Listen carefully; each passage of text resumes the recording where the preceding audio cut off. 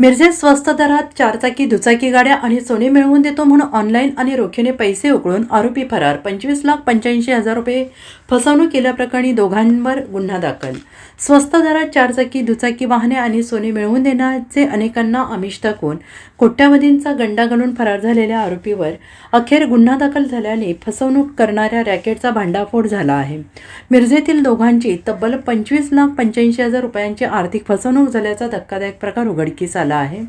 या प्रकरणी मिरज शहर पोलीस ठाण्यात 2 संशयितांविरोधात गुन्हा दाखल करण्यात आलेला असून आरोपी सध्या फरार आहेत. पोलिसांनी दिलेल्या माहितीनुसार फिर्यादी जमीर सलीम मुजावर आणि त्याचे मित्र युसुफ इसाक सय्यद यांना आरोपी अब्रार अल्ताफ शेख आणि अकीब अल्ताफ शेख यांनी जाळ्यात ओढले.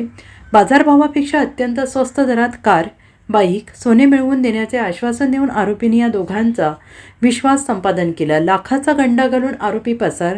21 डिसेंबर 2023 ते 1 जुलै 2024 या कालावधीत हा फसवणुकीचा प्रकार घडला. मिरजेतील पंचशील चौक, वखारबाग येथील मोटोक्यूब कार्यालयात तसेच ऑनलाईन आणि रोख स्वरूपात आरोपींनी वेळोवेळी पैसे उकळले.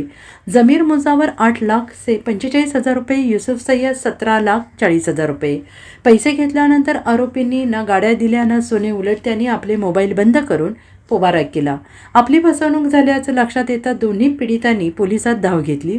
पोलीस कारवाई आणि गुन्हा दाखल. या प्रकरणी जमीर मुजावर यांच्या तक्रारीवरून मिरज शहर पोलिसात आरोपी अब्रार शेख आणि अकीब शेख यांच्या विरोधात भारतीय न्याय संहिता BNS कलम 316(2), 318(4) आणि 3(5) अन्वये गुन्हा दाखल करण्यात आलेला आहे. या प्रकरणाचा पुढील तपास पोलीस उपनिरीक्षक सोलनकर हे करत आहेत.